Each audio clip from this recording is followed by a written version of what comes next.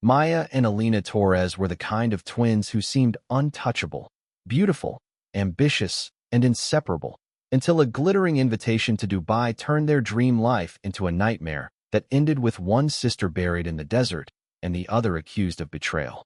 Maya and Alina Torres were identical twins from Chicago who had built a small but growing following online.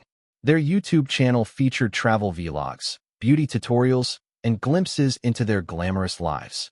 Though their world looked perfect on camera, behind the scenes they struggled to keep up with the competition. They dreamed of landing a sponsorship that would finally make them famous beyond their city. One evening, while scrolling through their email, Alina found a message that looked too good to be true. It came from an assistant claiming to represent Sheikh Khalid Al-Rahman, a wealthy Dubai businessman known for hosting lavish influencer retreats. The message invited the twins to attend an exclusive private event at his desert estate. Everything would be covered: first-class flights, luxury accommodations, designer outfits, and a generous appearance fee. The only condition was that they agree to promote his upcoming social platform in their videos. The twins were ecstatic. They had never been offered anything so extravagant. Maya was more cautious and suggested verifying the invitation, but Alina convinced her otherwise. The email looked professional, complete with official seals and digital signatures. Social media showed photos of influencers at similar events, which seemed to prove the offer was real. Within days, travel arrangements were confirmed. Their followers flooded their posts with excitement and envy as the twins shared pictures of their new designer luggage and Dubai itinerary. Family members expressed concern about traveling so far to meet strangers, but the sisters brushed it off. To them, it was a once-in-a-lifetime chance to step into the world they had always dreamed of. As they boarded the plane that night, the city lights of Chicago faded beneath them. Neither knew that only one of them would ever return. When the twins arrived in Dubai, the city dazzled them with its glittering skyline and endless luxury. At the airport, a chauffeur held a sign with their names printed in gold. The car waiting for them was a black Rolls-Royce, its leather seats cool and perfumed. Everything felt like a dream. They were driven to a grand hotel near the marina, where their suite overlooked the sparkling Persian Gulf. The room was decorated with marble floors, velvet drapes, and bouquets of white orchids.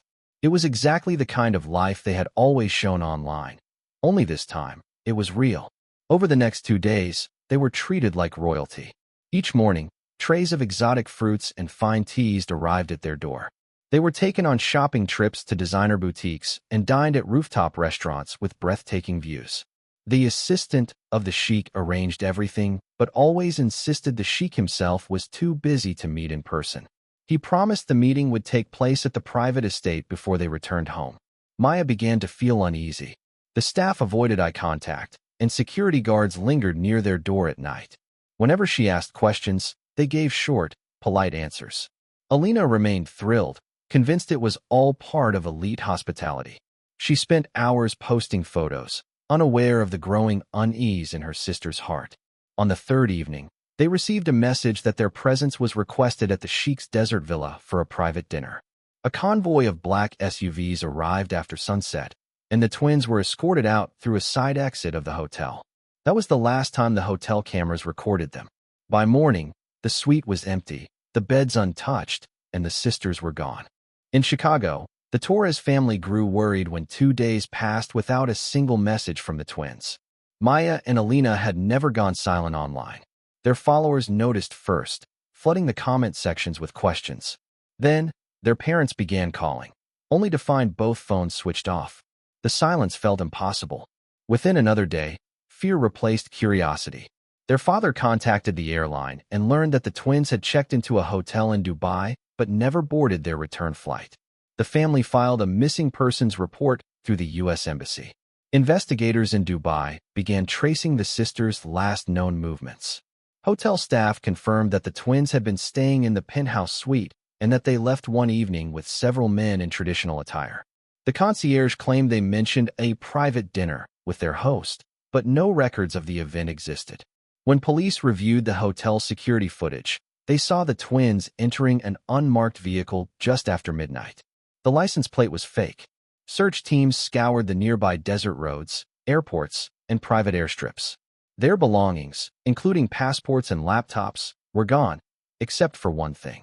Inside the hotel safe, officers found Maya's passport, as if it had been left behind in haste.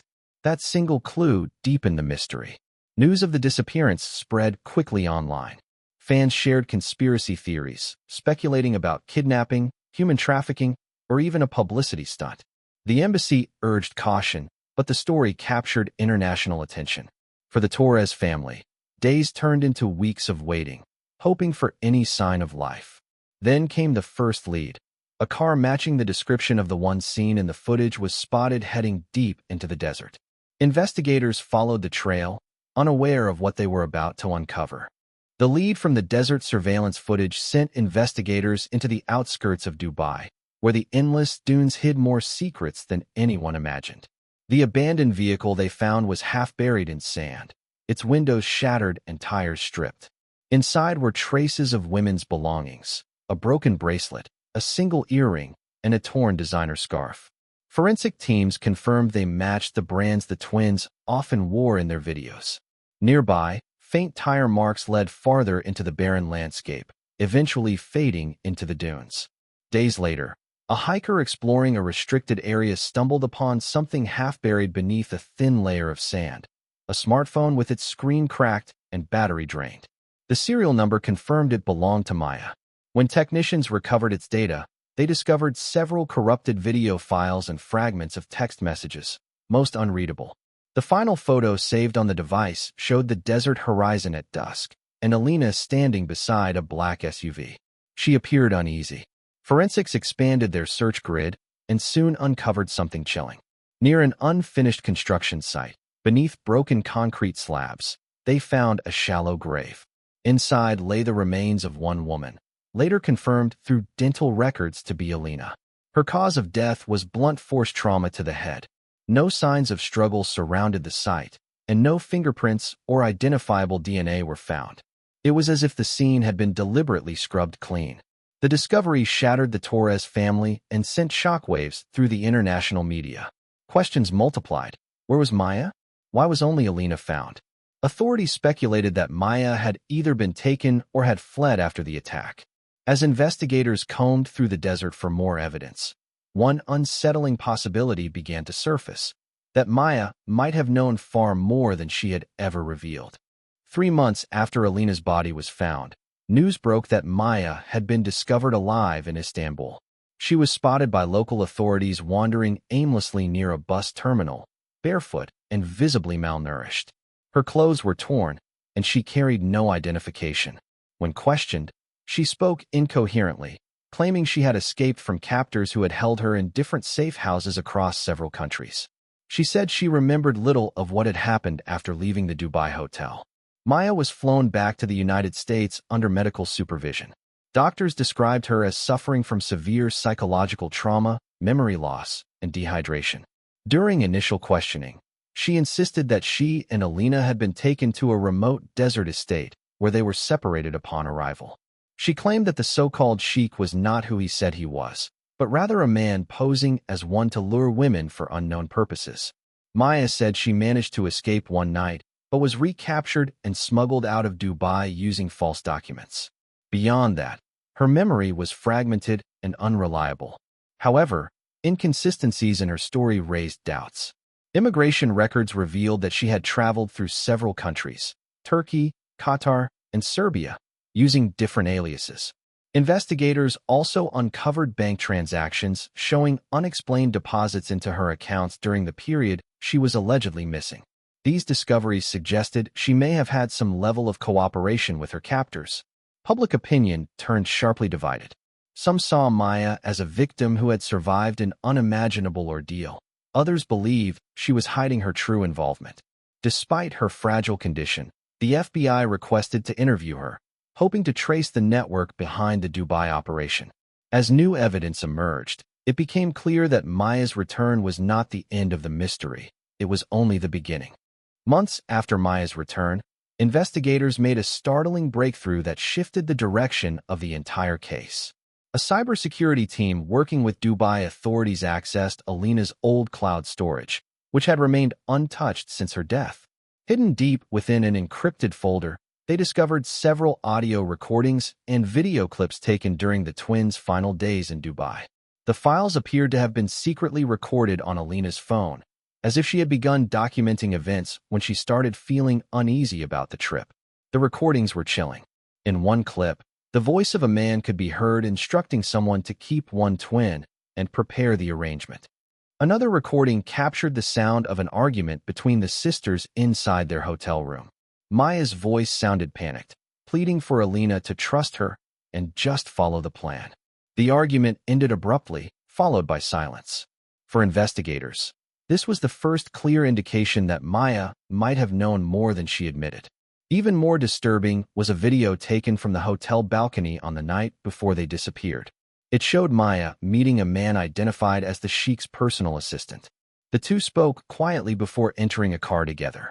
Alina could be heard behind the camera whispering that something wasn't right. After that video, all her recordings stopped.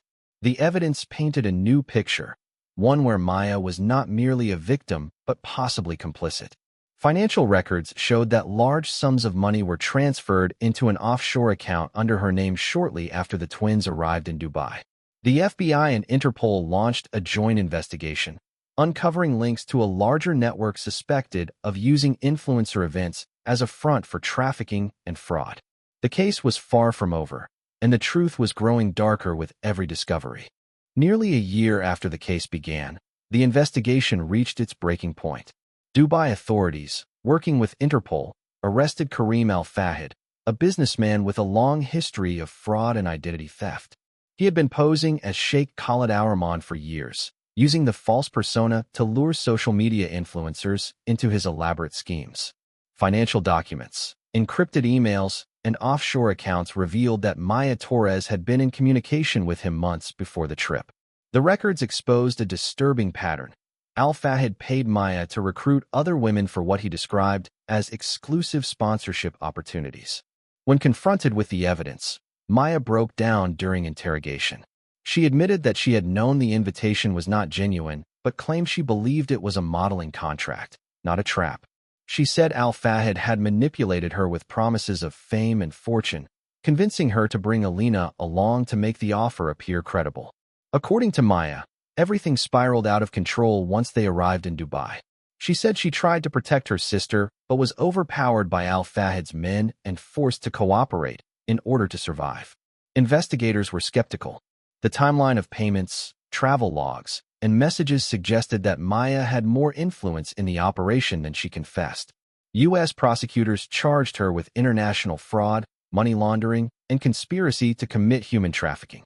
Al-Fahid faced similar charges abroad, but much of his network remained untraceable. The case sparked global outrage, exposing how social media fame could be weaponized by organized crime. Alina's death became a grim symbol of misplaced trust and ambition. As Maya sat in a federal detention center awaiting trial, one haunting question lingered in the public's mind. Had she been a victim of manipulation or the mastermind behind her sister's fate?